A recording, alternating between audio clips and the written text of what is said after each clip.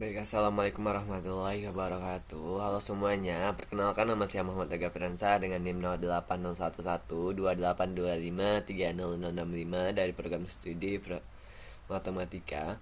Pada video kali ini saya bakal menjelaskan sebuah program yang dimana program menghitung jumlah huruf dari sebuah input variabel bertipe data string. Nah, untuk algoritma deskriptifnya, yang pertama pasti kita mulai kan. Habis mulai, program akan menyiapkan fungsi di mana fungsi rekursif ini untuk menghitung jumlah kemunculan huruf dalam sebuah kalimat.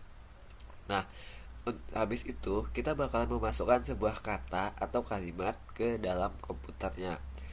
Setelah itu kita bakal memasukkan huruf apa yang mau kita hitung. Misalnya kita input ibu, nah ayah, atau buku, atau apalah itu. Nah, kita bakalan input juga satu huruf yang bakalan kita hitung. Misalnya mau huruf A, nah kita hitung huruf A di kata itu bakalan ada berapa. Selanjutnya program akan mengecek huruf satu persatu dari awal.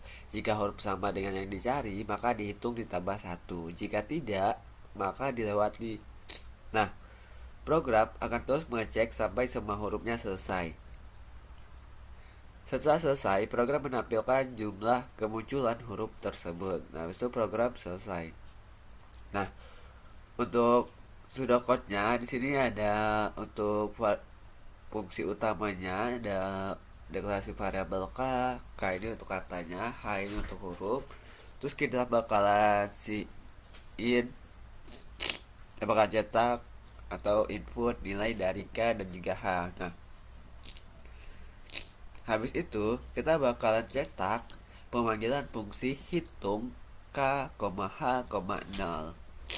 Nah, ini untuk fungsi hitungnya ada variabel x, y, z. Ini parameter yang digunakan pada fungsi rekursifnya. Nah, habis itu ada if juga pengecekan apakah array x, z itu sama dengan ini. Kalau tidak, maka diisi dengan, kalau tidak maka dilanjutkan if lagi. Kalau tidak juga dilanjutkan dengan s lagi. Nah, ini untuk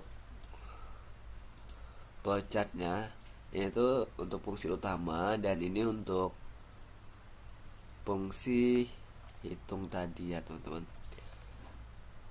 Sama aja, fungsi utamanya itu kita bakalan input n, input k, dan juga input h. Terus habis itu kita manggil fungsi untuk cetak. Nah, untuk fungsi hitungnya itu ada pengecekan, terus ini proses kan, karena dia bakalan pergi ke fungsi utama.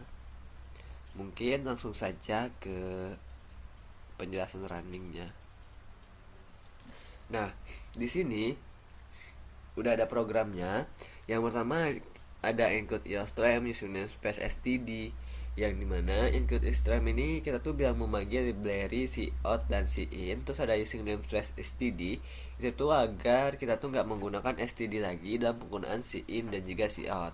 Terus ada ini deklarasi fungsi hitungnya, yang dimana string itu menggunakan x, parameter x itu menggunakan tipe data string, terus parameter y menggunakan tipe data char, terus yang parameter z itu menggunakan tipe data integer.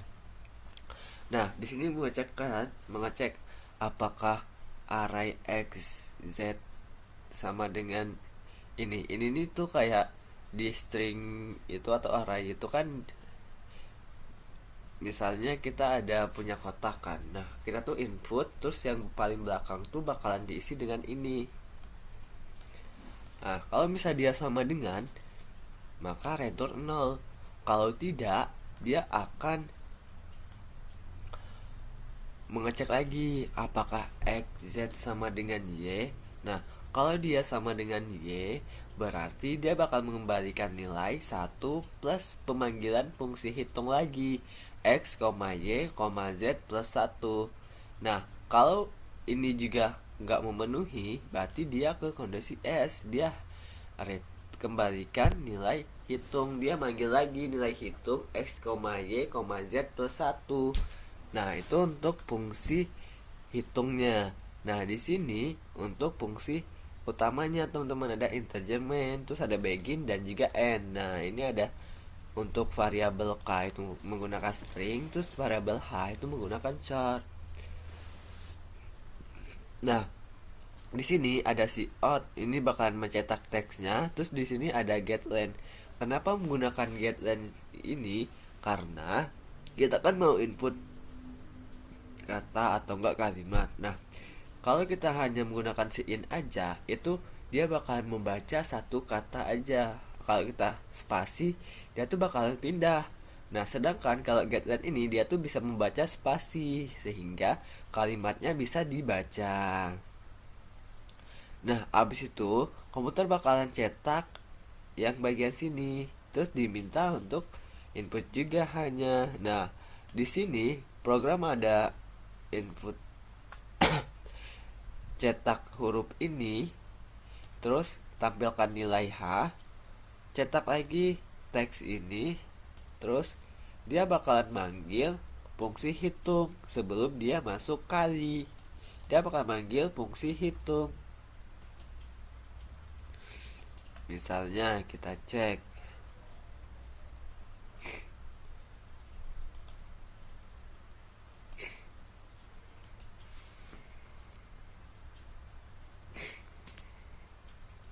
apa, misalnya 2, huruf yang dihitung misalnya A.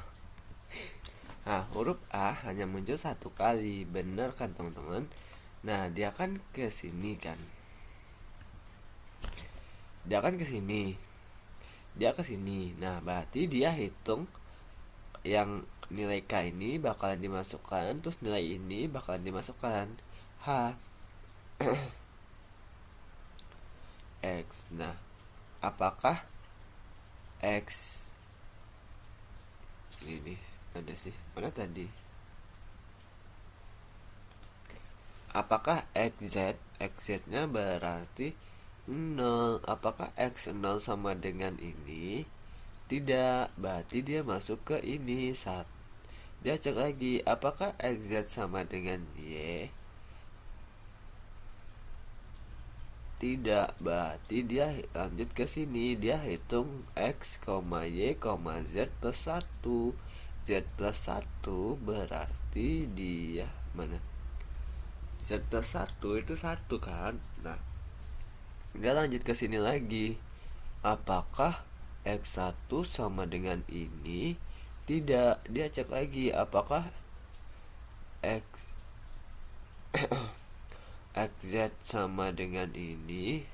Maksudnya apakah 2 ini? Apakah 2Z sama dengan ini? Tidak, karena yang kedua yang pertama itu ini kata U. Berarti dia bukan sama dengan Y, karena Y yang kita ini A. Berarti dia ke sini hitung X, Y, Z plus 1. Z plus 1 berarti 2. Nah, dia cek apakah X2 sama dengan ini. Tidak, berarti dia ke sini. Apakah X2 sama dengan Y? X2 itu yang bagian A ini. Apakah A sama dengan Y? Y tadi kan A. Apakah A sama dengan A? Iya, berarti dia return 1 plus hitung X. X-nya tadi berapa? X-nya tadi yang kata 2 ini. Nah, 2, A, Z plus 1, 4. Apakah X4 sama dengan ini? Iya, karena X4 itu kan udah gak ada kan. Nih, nah bagian sini dia. Kalau dia bagian sini yang kosong ini. Nah, berarti ini kan yang ke 3 harusnya 2 plus 1 3. Yang ketiga itu bukan sama dengan ini kan. Dia sama dengan ini kan. Berarti dia return Nah, programnya selesai. Jadi 0 plus 1 itu 1. Dan yang awal-awalnya kan itu gak memenuhi. Jadi dia bakal mengembalikan nilai kehitung itu sama dengan 1. Dan program akan kembali ke program utama. Dan dia cetak nilainya ke sini, nilai 1. Habis itu dia cetak kali. Nah, di sini contoh itunya. Ketika kita input ibu, nah dia bakalan hitung ibu, U, dan 0.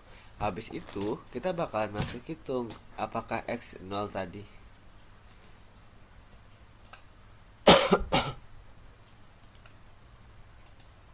Apakah X0 sama dengan itu? Tidak. Berarti dia mengajarkan lagi, apakah IU sama dengan U? Tidak. Maka dia panggil kan, kata aku tadi kan panggil. Dia panggil yang ini. Nah, dia panggil lagi, apakah X1 sama dengan B? X1 sama dengan U? Tidak. Berarti dia masuk lagi pengecekan, apakah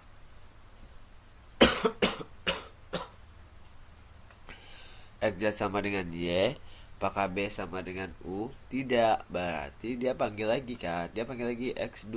X2 itu sama dengan U. Nah, dia cek lagi apakah X2 sama dengan sama dengan ini? Tidak. Berarti dia masuk ke sini. Apakah U sama dengan U? Iya. Berarti dia kembalikan nilai 1 plus hitung. Sudah cek lagi apakah X3 sama dengan ini? Iya. Berarti itu kan akhir string. Nah, berarti dia berhenti, teman-teman. Nah, berarti nilai hitung tadi itu hanya 1. Nah, oke, sekian video dari aku akhiri. Wassalamualaikum warahmatullahi wabarakatuh. Sampai jumpa lagi di video aku selanjutnya.